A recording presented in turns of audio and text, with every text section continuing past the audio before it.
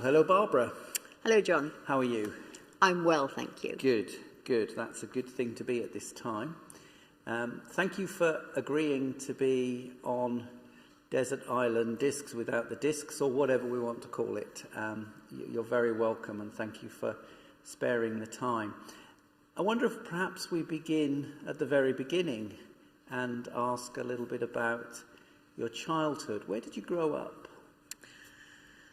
I grew up in North London, a very typical suburban area. I can remember we knew everybody in the road, and people stayed where people didn't move around so much.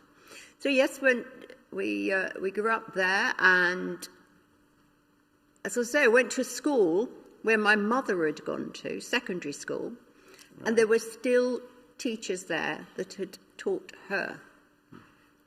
And how did you compare with your mother as far as they were concerned? Oh, she was a very bad girl. Was she? Very naughty, but I was always a goody-goody. Oh, right. Okay, I remember your mother, so yes.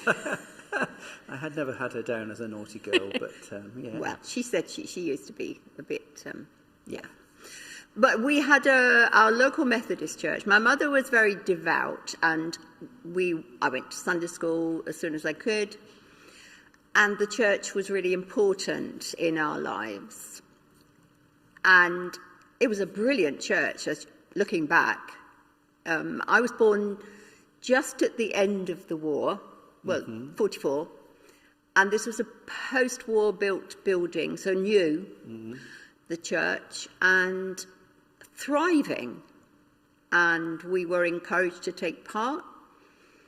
I was in the Girls' Life Brigade, I was a Sunday school teacher, I was on the Teenage Mission Band, used to go round with a local preacher, and the junior choir, and can remember singing the Messiah every Good Friday evening. It was Pretty impressive. big youth club, and big congregations, and we were encouraged to take part. And this is what I think is really good about Bell Roads, that you get people engaged, particularly the youngsters, in worship and things. Yeah. Absolutely. I'm sure it really helped me. Yeah. My mum was really involved with what was called Women's Work for Overseas Missions. And I think that's why, when I was about 8, I can remember walking home, because church was quite a way away, we had no car. And I said, I'm going to be a missionary. Okay, yeah. So I was going to be a missionary. I did think I might be a doctor, but when I was in what we called the 5th form, our rather select girls' grammar school joined with the boys' grammar school. So didn't do much for my A-levels, great fun, but... so in the end, I did a nursing course that you needed 2 A-levels for. Right. And I came out the other end as a state-registered nurse, district nurse, health visitor. Then I went on to do my midwifery, and then I said to the Methodist Missionary Society, here I am, send me. And they said, you're not well qualified enough. You've got to go away and do this, that, the other. I said, okay. And I had done 6 months as a staff midwife. My mum was down in Sussex then, when they said, would you like to go out to Sierra Leone in 6 weeks' time? And I said, yes, please. 6 weeks. So yes, I worked at a hospital in Sierra Leone. It's called the Nixon Memorial Methodist Hospital. Right. Is it still there? Well, it is, but not in such... Not in the form it was. After the troubles in Sierra Leone. It's had a lot of problems then. But I'd left by then. When I arrived there, I thought I was going to be the sister on the midwifery ward. But they told me I was going to be sister tutor. Right. And I always consoled myself during all the troubles in Sierra Leone that actually the nurses were trained wherever they'd fled to, Guinea or or wherever in Sierra Leone, they were still able to use their skills. Right, that's good. And it was while I was in Sierra Leone, I was asked to be an exhorter. An exhorter.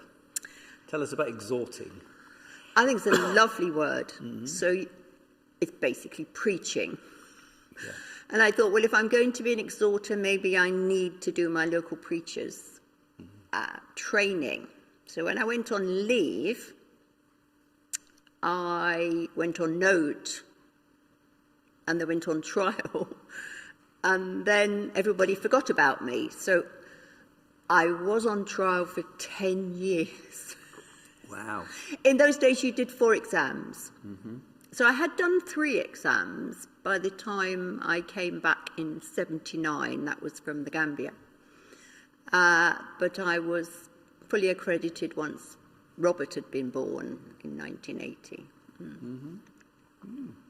So you came back to this country and settled here in Hansworth? I came back to marry Dave. So how did you two meet then? It wasn't one of his fireman jobs, was it, or something? No. No.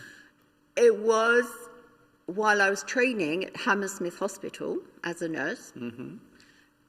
He's from the Great Shepherd's Bush, as everybody probably knows, the centre of the universe.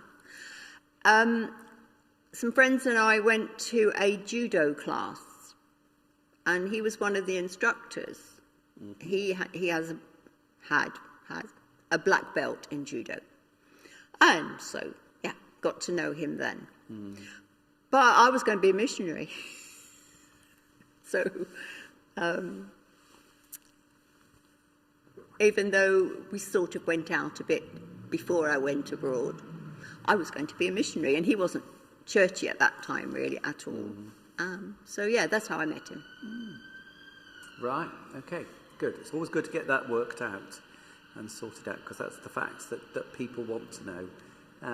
So, did you go back out to be a missionary? Because you didn't stay in Sierra Leone.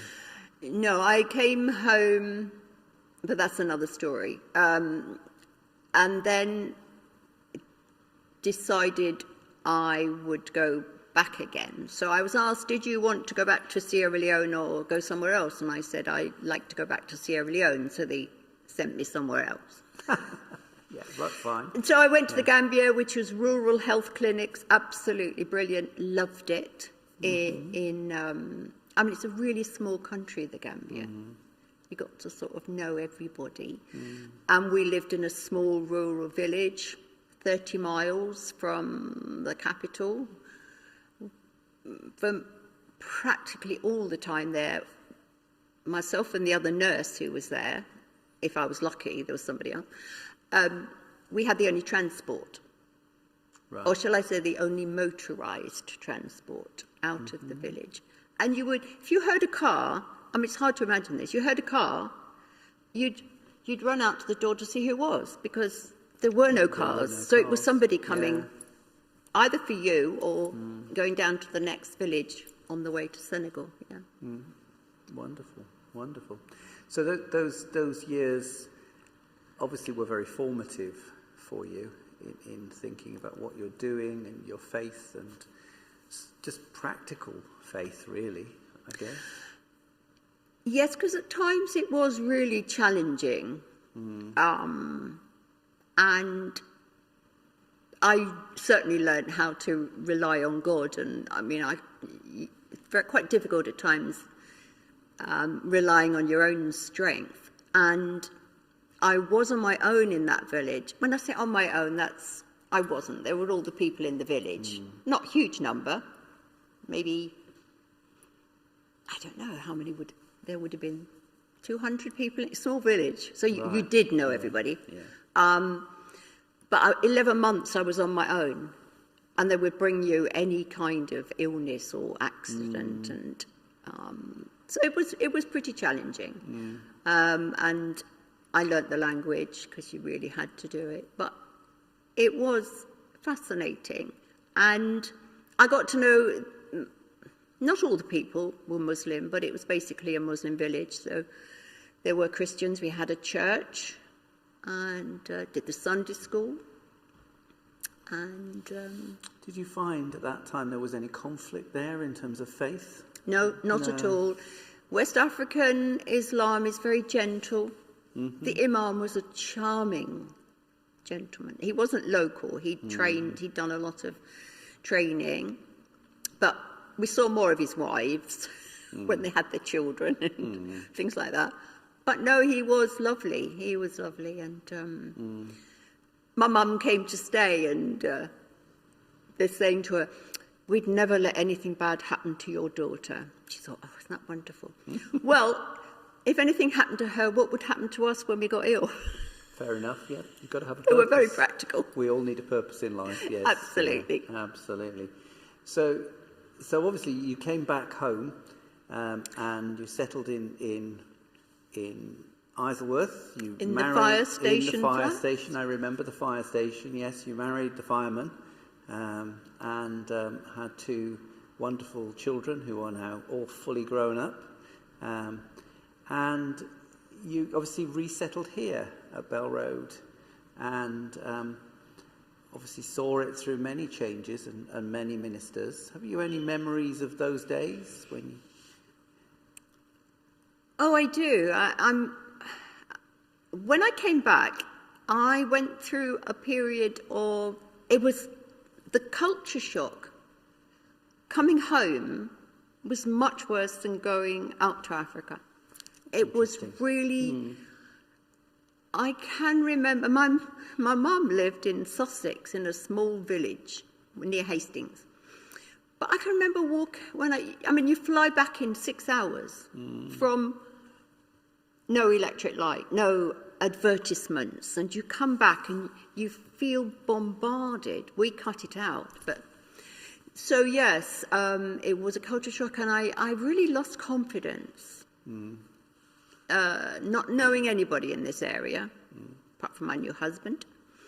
But the church was brilliant. I mean, I don't know how I'd have managed if I didn't belong to a church at that time. And they welcomed me with open arms, and I got invited to the Bright Hour. Oh, the Bright Hour, yes. And so I went to the Bright Hour, which was, dare I say, the more spiritual one than the Women's Fellowship. But in the end, we amalgamated, and I was secretary of that for ages. And I can remember great jumble sales. But I can remember the different ministers and the whole refurbishment and worshipping round at the URC for some months. So how did you get from being... You came back here, you got settled, you became part of this church, you were a local preacher, and yet somewhere along the line there was a niggling, a calling or something that took you a bit beyond, because obviously you then trained for the ministry. What brought you to that point? I think Marion Crawford did have quite... because she was Bell Road's first woman minister, I think. Yes, she was. Though we had others in the circuit, certainly one. And there were other women who offered for the ministry, like Alison Waterhouse, like the minister's wife, Christine Jones. And there was a sort of niggle. But I always said, oh, can't do that, God. Dave would never agree.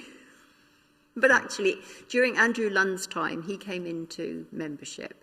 He did. And he was always incredibly supportive of everything I did. And then when I was 50, I went with my ex-missionary colleague, and we took Lizzie, who was about 12, back to the Gambia.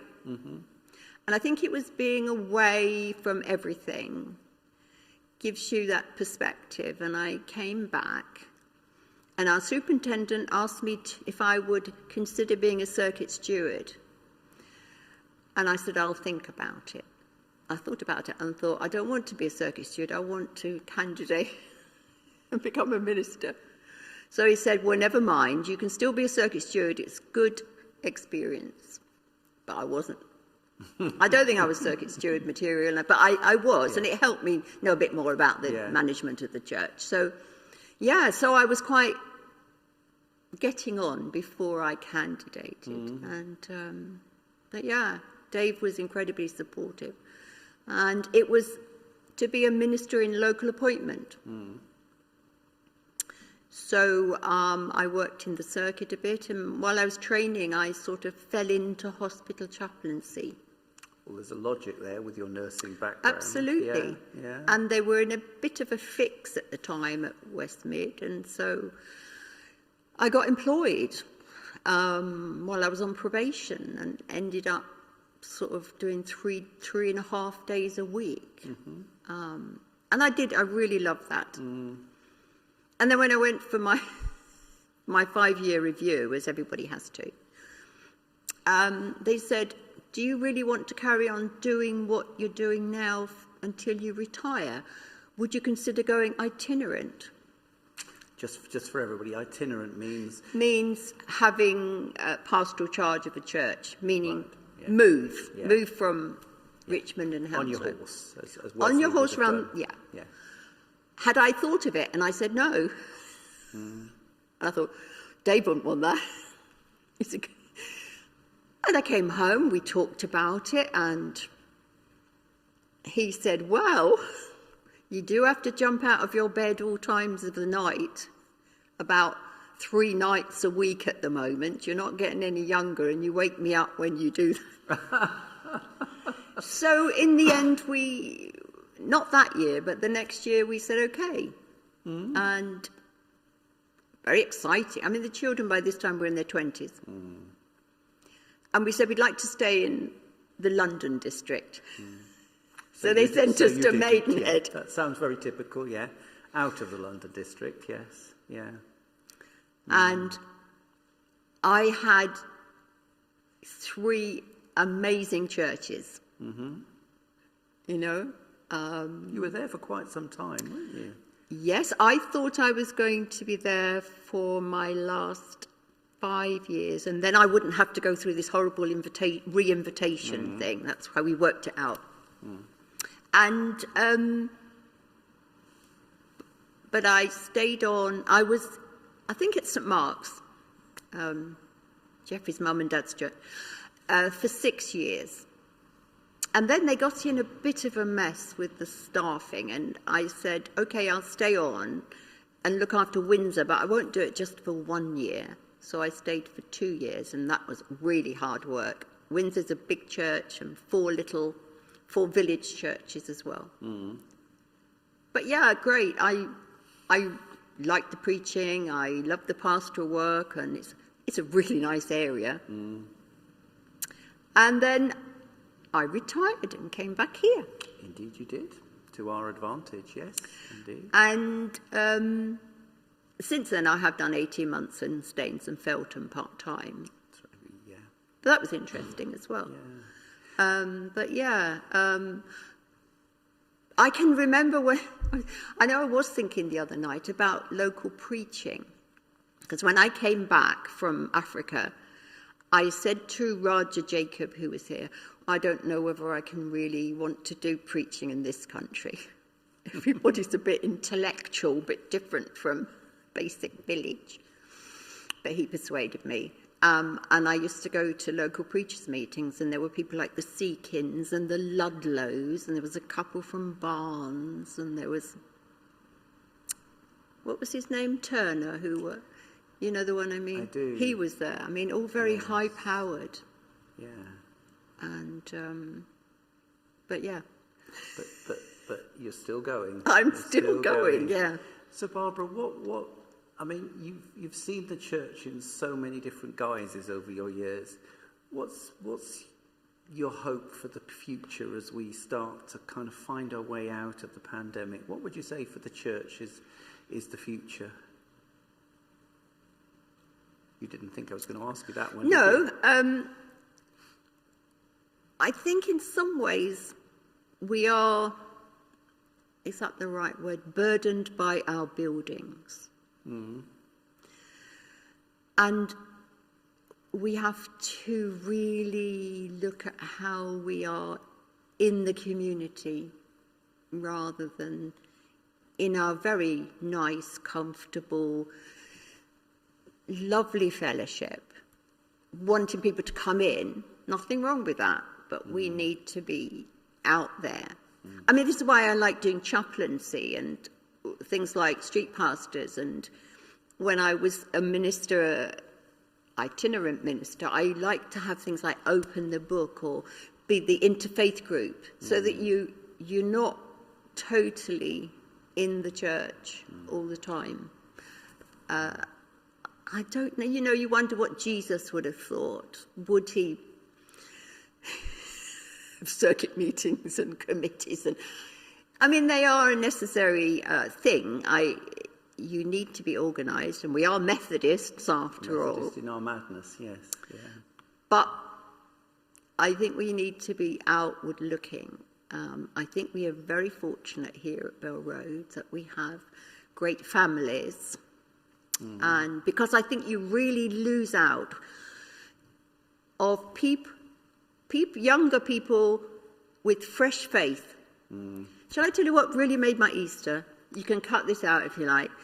But my little granddaughter of 5, Lizzie videoed her because my daughter, Liz said, Nanny B would love to hear you tell her the story of Easter that she'd gone home from school with. So there she is. She said, I hope you're listening, Nanny. As children do, yes. I want to tell you about Jesus and how it was very sad. He was killed by some very bad people on the cross, and then he was put in a cage. I think she misheard that. That's similar to a cave. But, yeah. I mean, it was very moving. And the enthusiasm, because it's new to her, and she's surprised other people have heard about Jesus. And when you have young people who are coming to faith and they're full of enthusiasm, because we oldies, we can get comfortable in, it's like being married, you kind of take the love for granted, the relationship for granted. But you need these young people like Cam, when she gave us her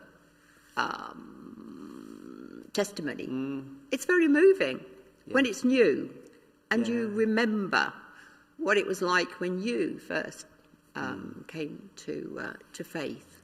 We always need somebody to help us remember that we need to be fresh in what we do. We need to be fresh, that's right,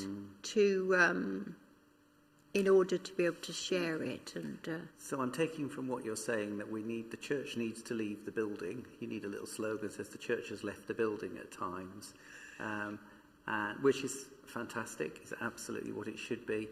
And we need to be looking for fresh ways to keep our faith fresh and to help us find new ways of finding God, which is good, which is important. What in all of this would make you angry about the world and where we are and the church, or what makes you angry? And that's not Dave not putting his shoes in the right place. I've heard you ask other people this, and I did think about that. I'm not sure I get angry. I get cross and annoyed, and I tell you what really does make me annoyed. And that's litter and fly tipping. It's about the environment, but it's somehow about people having no concept of community, surely. And it's not as if you have to pay to take it to the tip even, or put it in the bin. But I can't quite understand why you get all these masses of stuff you get. So respect for the environment and people disrespecting it. When I lived in Africa, we would have a pit out the back of the compound, and you would put your litter, and then it would get fired every now and then for the rubbish. But you would, before you fired it or whatever, you'd find people had taken your tins and were using them to make toys and cups and beakers and things. Right. And that's really humbling that you realise what a throwaway place we are. I said I would never get used to turning the electric light on. I would never get used to turning the tap on. But you do. Mm. Yeah, you do. You do. So one last question, and you know what's coming. I thought you might ask about Pentecost and then use them at Pentecost, but no, carry on. No. What does the resurrection mean to you? Well, it's always more difficult if you're a preacher because you have to really think about it. Yeah.